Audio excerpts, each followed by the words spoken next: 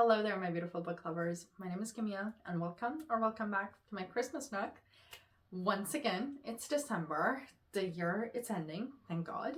And I thought it will be a good time to do a video for short stories to sort of wrap up the year with, to get some last minute books in if you're trying to match a reading goal, or just to be honest, to read a little bit more now that nights are long and we're indoor much more often compared to like summer.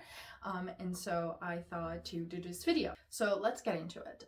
The first book on this list, it's actually a book that I recently read it and enjoyed it very much. It's one of those stories that's very important, and recently I have been looking for books related to stories, but I have not been able to find any yet. So when I came across this book, I was very happy, and that is Men in the Sun and Other Palestinian Stories. This is a collection of short stories following different Palestinian after the events of 1948 that they have been sort of exiled. They're trying to flee the country, and some of them that are like through this process, they're sort of like trying to find this sense of home and who they are, who they want to be. And so we are following all of these different stories that it's affecting these characters, that they're in different point of their lives. They're in different parts of the world right now, and we are seeing that how sort of this traumatic event is following them no matter where they go, how long it has passed. And it's a hard book to read in a sense, because it really truly breaks your heart to see how much suffering these people have been going through for years and years now, and especially by the events that have been happening for the past 2 years now. It really shows that how anything related to war, honestly, it is a trauma that will follow not just that person or that family or that generation, but it follows the generations after, and how hard it is for people when they have been sort of exiled from their countries, their homelands, their home, to find a place to be able to call it home, and it will never truly ever be home, and how much it affects you as a person, who you are, who you thought you were. And so I thought it would be a great book to sort of like read for the end of the year, as in a sense of learn a bit more about a country, a culture, and the history of a country, especially again by the events that have been happening. It is so much more important to learn about all of these things, to really see that like nothing is really black and white as much as we thought. And so if you are interested to learn a bit more about the events that has been happening in Palestine, I highly recommend this book. It's a short story, so you will go through it much quickly, in a sense of like reading time, but as a sense of the stories, they really do stay with you and follow you around and make you question yourself, and how all of these things we might think that will never happen to us, but how much it can happen to every single person at any time. So anyway, if you are interested in that, I highly recommend this book. It's a great book. Then we have Before the Coffee Gets Cold. This book is from Japan. This is this is not exactly a collection of short stories, but the stories are happening in this little cafe in Tokyo, and this cafe has this sort of magic within it, that any person that goes to this cafe and sit at a specific chair, they are able to go backward or forward in time to any date that they would want to go, and they're only able to stay there on that chair. They cannot stand up, and they have to be back by the time right before the coffee gets cold. And they also cannot really affect or change past or present or future, but they do this because they want to get some closure, they want to see a loved one for one last time, or they want to tell someone something that they were not able to tell. So we're following different characters. So it is sort of a collection of stories of all of these characters, but everything is sort of connected to one another in this cafe. And so this book, it's really sweet, and it's very easy to read and fast to read, but it makes you to really appreciate humans and a relationship with one another, whether it's like friendship, siblings, and like relationship related to family, love, and also like loss, regret, and everything that comes with these sort of relationships and dynamics that we have with people in our lives. And so if you're looking for sort of that type of stories, I highly recommend this book. I'm pretty sure there is 2 more books in this collection, this series technically. I have read another one. I don't know if there is 2 more, like if there's 4 books or if there's 3, but I do know like there's a couple of more books in this series as well that if you're interested in, give it a go. It's fun to read. Then for another sort of quick sweet story, we have Little Prince, which if you have never read Little Prince, you should read it. It's a story of this pilot that he crashes in this desert, and he comes across this little prince. And this little prince, they start to talk, and he's telling the pilot about his home planet and his wonderful, beautiful rose.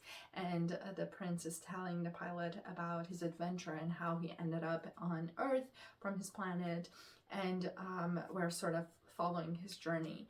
And this book, it's truly just, it's one of those books that I read it every year for Christmas, because it's truly, and I don't know why, it's like the events do not happen during Christmas in any sense, or like holidays or anything, or even like in winter technically, but in a sense, for me, it's such a like a wintry sort of a book, and I always just, it makes you so appreciate that childish wonder. And that's the whole point of this story, truly.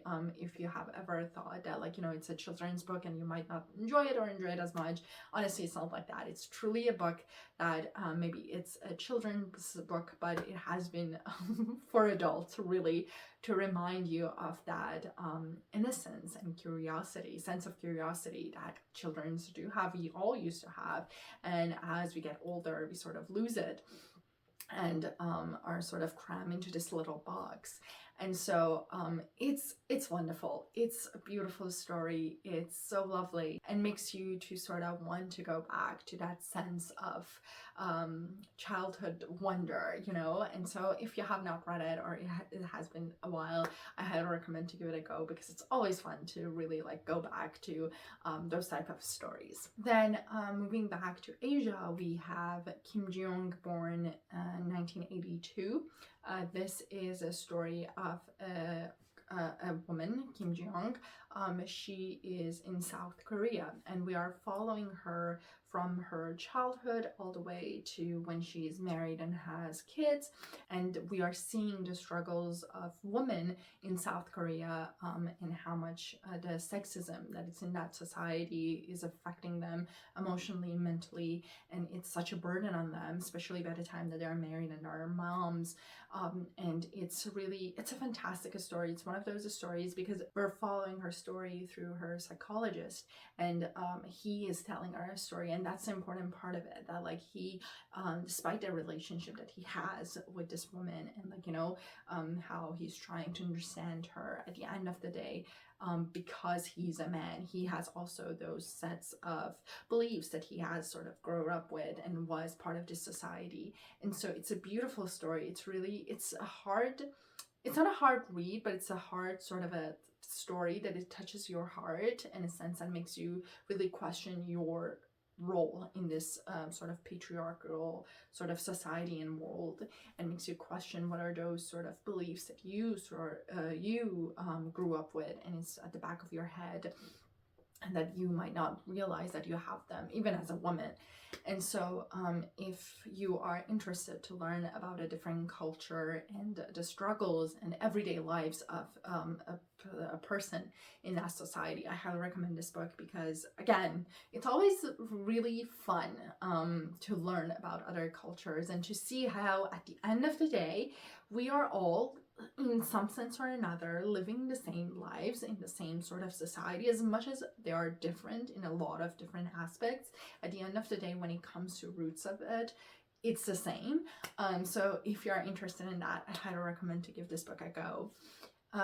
Then we have another sort of a little bit of a rough story to read, and that is The Light Between Oceans.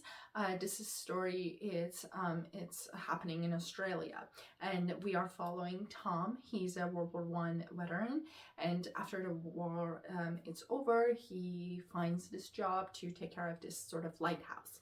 And while he's working in this lighthouse, he meets a young woman in like a small town nearby, Isabel, and they fall in love, they get married. They're really looking forward to starting a family, but unfortunately, Isabel has a couple of miscarriages and a still life, so they're not able to have a child.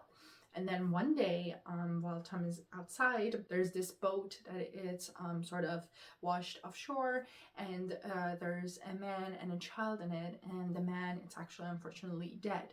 So now the conflict of this book is that Tom really wants to tell somebody about this child and about this whole situation to, like, you know, they should tell a police or somebody about it, but Isabel really sees this as a miracle and as a gift for her and for them in general, because they have been trying so hard and for so long for a child, and since they have not been able to do that, she sees it as this is her chance. And so we are following the story of all of these characters that now are related to one another, and how it affects every single one of them, and how hard sometimes some decision could be, because again, going back to like, not everything is black and white, because Tom knows deep down that he needs to tell someone, but at the same time he loves his wife, and he also knows and has seen how hard it has been for Isabel to go through all of these miscarriages for like a while, and so he is sort of stuck in between. And also even Isabel, like, you know, she also is one of those characters that trying to convince herself that she's doing the right thing, she's saving this child, and she's going to love this child like her own. So it's a very fantastic story. It's one of those that it's going to make you cry, it's going to make you think that what would you have done if you were in that situation. And if you're looking for a sort of a more of a fiction read, I highly recommend this book. And then last but not least, I thought to end the video and end the list with a very fun and light-hearted book, and that is Persuasion by Jane Austen. This book, oh my god, it's my favorite.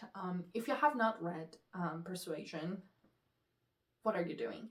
I love Pride and Prejudice. I love all of Jane Austen books because I believe she is one of the greatest. I have my sort of beef with Mansfield Park, but that doesn't really, we're not talking about that now. But Persuasion, it's truly, in my opinion, as much as I love Pride and Prejudice, I think Persuasion, it's better, at least even if it's tiny little bit, but it is better.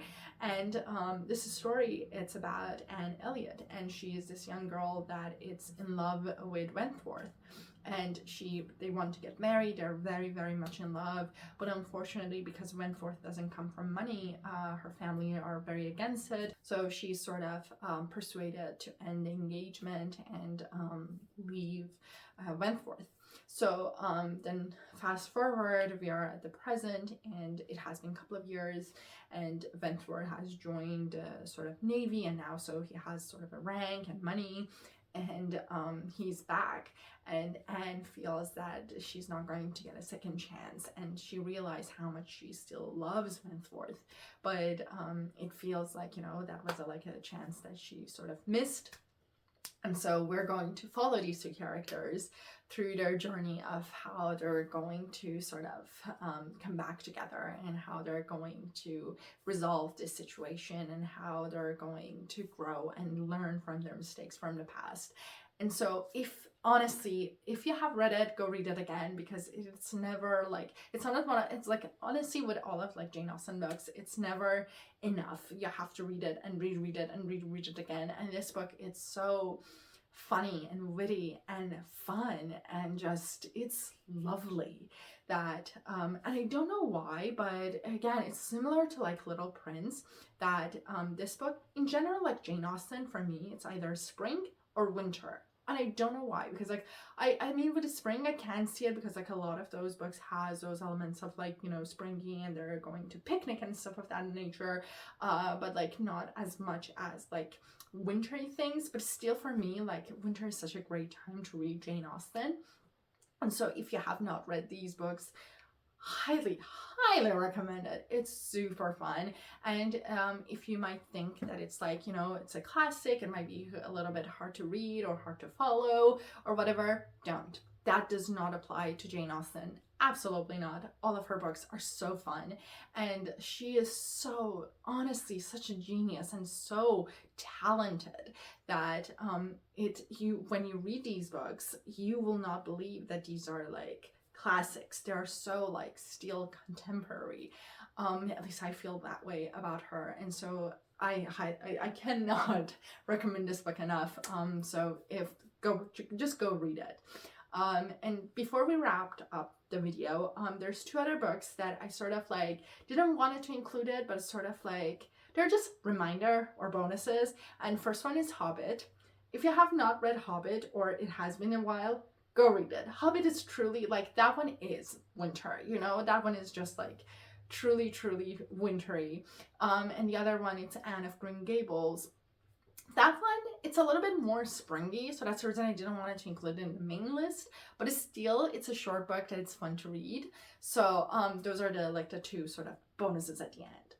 But by that being said, I wish you all a wonderful holiday season. If you're not sort of celebrating the holidays, I wish you all a very lovely and sort of cold but not too cold, and hopefully some snow if it snows where you live, winter ahead of you.